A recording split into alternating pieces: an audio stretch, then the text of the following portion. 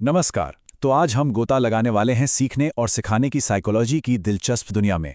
देखिए, मकसद ये है कि हम चार बड़े विचारकों पियाजे, वाइगोत्स्की, स्किनर और थॉर्नडाइक की थ्योरीज को एकदम आसान भाषा में समझें। सिर्फ रटना नहीं है, बल्कि सच में जानना है कि ये काम कैसे करती हैं। तो सबसे बुनियादी सवाल ये उठता है कि एक बच्चे का दिमाग आखिर सीखता कैसे है। ये चारों ही विचारक हमें इस सवाल का जवाब देते हैं, लेकिन सबके रास्ते अलग अलग हैं।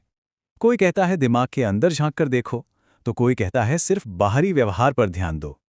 तो चलिए, इन अलग अलग नज़रों से सीखने के इस सफ़र पर निकलते हैं। तो ये है हमारा आज का रोड मैप।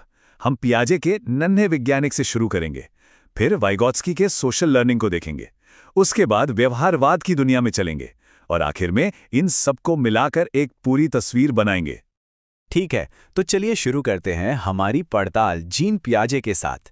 इनका जो मेन आइडिया है वो है कंस्ट्रक्टिविज्म। मतलब बच्चे खाली स्लेट नहीं होते, वो अपने अनुभवों से अपनी समझ, अपना ज्ञान खुद बनाते हैं। पियाजे का ये जो नज़रिया है ना, ये सच में सोचने पर मजबूर करता है। उनके हिसाब से बच्चा कोई खाली बर्तन नहीं है जिसमें हम ज्ञान भरते जाएंगे। नहीं, वो तो एक छोटा साइंटिस्ट है जो दुनिया को एक्सप्लोर करता है और अपनी थ्योरीज खुद बनाता है। और पियाजे के सिद्धांत की नींव है एक कॉन्सेप्ट जिसका नाम है स्कीमा। ये स्कीमा क्या है? इसे ऐसे समझिए जैसे हमारे दिमाग में जानकारी के लिए अलग अलग फोल्डर्स बने होते हैं। बच्चा जब भी कोई नई चीज़ देखता या अनुभव करता है, तो उसका दिमाग उसके लिए एक फोल्डर बना लेता है। तो ये सीखने का प्रोसेस काम कैसे करता है? जरा इस कहानी को देखिए। एक बच्चे ने पहली बार बिल्ली देखी। उसके दिमाग में पहले से कुत्ते का फोल्डर बना है जिसमें 4 पैर वाली जानकारी है। तो वो बिल्ली को भी उसी फोल्डर में डालने की कोशिश करता है। इसे कहते हैं आत्मीकरण। लेकिन फिर दिमाग में खलबली मच जाती है। अरे, ये तो भौंक नहीं रही, म्याऊं कर रही है, ये तो फिट नहीं हो रहा। इसी को कहते हैं असंतुलन। और तब दिमाग एक नया फोल्डर बनाता है, बिल्ली का। और बस इसी समायोजन को सीखना कहते हैं। पियाजे ने सिर्फ ये नहीं बताया कि बच्चे कैसे सीखते हैं, बल्कि उन्होंने ये भी बताया कि उम्र के साथ उनके सोचने का तरीका कैसे बदलता है। और इसके लिए उन्होंने दिए ये 4 स्टेजेस। हर स्टेज पर बच्चे का दिमाग एक तरह से अपग्रेड होता है। चलिए, हर स्टेज के कुछ मजेदार कॉन्सेप्ट्स देखते हैं। सबसे पहले छोटे बच्चों के साथ वो पीकाबू वाला गेम खेलते हैं ना। उन्हें लगता है चेहरा सच में गायब हो गया। लेकिन धीरे धीरे वो समझते हैं कि चीजें गायब नहीं होती, बस छिपती हैं। इसे कहते हैं वस्तु स्थायित्व। फिर आता है आत्मकेंद्रितता। जब बच्चे को लगता है कि जैसा वो सोचता है सब वैसा ही सोचते हैं। और वो वाला एक्सपेरिमेंट तो याद ही होगा, जब एक चौड़े ग्लास का पानी पतले लंबे ग्लास में डालो तो बच्चे को लगता है पानी ज्यादा हो गया। इसे कहते हैं संरक्षण का अभाव। और आखिर में आती है अमूर्त चिंतन की शक्ति, जहां हम आइडियाज और कल्पनाओं के बारे में सोच पाते हैं। तो पियाजे ने हमें बताया कि बच्चा एक अकेला वैज्ञानिक है। लेकिन अब कहानी में एक नया मोड़ आता है, लेव वाइगोत्स्की के साथ, जिनका कहना था, नहीं, सीखना अकेले का काम है ही नहीं, ये तो एक सोशल प्रोसेस है। ये स्लाइड इन दोनों के फर्क को एकदम क्रिस्टल क्लियर कर देती है। जहां पियाजे बच्चे को एक अकेला साइंटिस्ट मानते हैं, वहीं वाइगोत्स्की उसे एक सोशल अप्रेंटिस यानी सामाजिक प्रशिक्षु मानते हैं। पियाजे के लिए पहले दिमाग का विकास होता है, फिर सीखना। वाइगोत्स्की के लिए सीखना ही विकास को आगे धकेलता है। वाइगोत्स्की का सबसे सबसे जरूरी आइडिया है ZPD, यानी जोन ऑफ प्रॉक्सिमल डेवलपमेंट। इसे आप सीखने का मैजिक जोन कह सकते हैं। ये उस दायरे के बीच की जगह है जो एक बच्चा अकेले कर सकता है और जो वो किसी की मदद से कर सकता है। असली टीचिंग इसी मैजिक जोन में होती है। और इस ZPD में जो मदद दी जाती है उसे वाइगोत्स्की ने नाम दिया स्कैफोल्डिंग।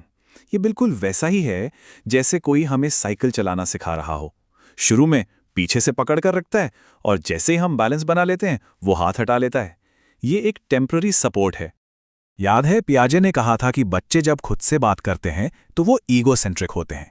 वाइगोत्स्की ने कहा, एक मिनट रुकिए, ये ईगोसेंट्रिज्म नहीं है, ये तो प्राइवेट स्पीच है।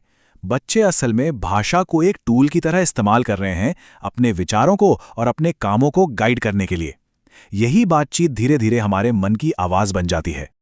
तो वाइगोत्स्की की थ्योरी से हमें क्या याद रखना है? 3 चीजें सीखने को चलाती हैं, समाज, भाषा और संस्कृति। और उनके 3 बड़े आइडियाज, ZPD, स्कैफोल्डिंग और प्राइवेट स्पीच। सिंपल। ठीक है, अब गियर बदलते हैं और एक बिल्कुल अलग दुनिया में चलते हैं। अभी तक हम दिमाग के अंदर झांक रहे थे, पियाजे और वाइगोत्स्की के साथ। लेकिन अब आते हैं व्यवहारवादी, जैसे स्किनर और थॉर्नडाइक, जो कहते थे दिमाग के अंदर क्या है, ये ब्लैक बॉक्स है, हमें जो दिखता है बस उसी की बात करो, यानी बिहेवियर की। यही व्यवहारवादियों का मूल मंत्र था, खासकर बीएफ स्किनर का। उनका मानना था कि सीखना कुछ नहीं, बस हमारे व्यवहार में आया एक बदलाव है, और यह बदलाव कंट्रोल होता है उस व्यवहार के नतीजों से, यानी उसके परिणाम से। और यहीं पर एक बहुत बड़ा कंफ्यूजन होता है जिसे आज क्लियर करना जरूरी है, नेगेटिव रीइंफोर्समेंट और पनिशमेंट में फर्क। देखिए, रीइंफोर्समेंट चाहे पॉजिटिव हो या नेगेटिव, उसका एक ही मकसद है, किसी व्यवहार को बढ़ाना, जैसे तारीफ करके अच्छा काम बढ़ाना या डांटना बंद करके भी अच्छा काम बढ़ाना, जबकि पनिशमेंट का मकसद है व्यवहार को घटाना। बस इतना याद रखना है। और इस व्यवहारवाद की नींव रखी थी ईएल थॉर्नडाइक ने अपने उस मशहूर बिल्ली वाले एक्सपेरिमेंट से। जरा सोचिए, एक भूखी बिल्ली बॉक्स में बंद है, वो बाहर निकलने के लिए हाथ पैर मारती है और गलती से उसका पंजा एक लीवर पर पड़ता है, दरवाजा खुल जाता है और उसे इनाम में खाना मिल जाता है। अगली बार वो थोड़ा कम हाथ पैर मारेगी और धीरे धीरे सीधा लीवर दबाना सीख जाएगी। यही है ट्रायल एंड एरर लर्निंग। और इसी एक्सपेरिमेंट से निकले सीखने के 3 सिंपल से नियम। पहला, प्रभाव का नियम, जिस काम का नतीजा अच्छा मिले वो काम हम दोबारा करते हैं। दूसरा, अभ्यास का नियम, सीधी सी बात है, प्रैक्टिस मेक्स परफेक्ट। और तीसरा, तत्परता का नियम, मतलब सीखने वाला सीखने के लिए शारीरिक और मानसिक रूप से तैयार भी तो होना चाहिए। तो हमने पियाजे को समझा, वाइगॉत्स्की को देखा और व्यवहारवादियों की भी बात की।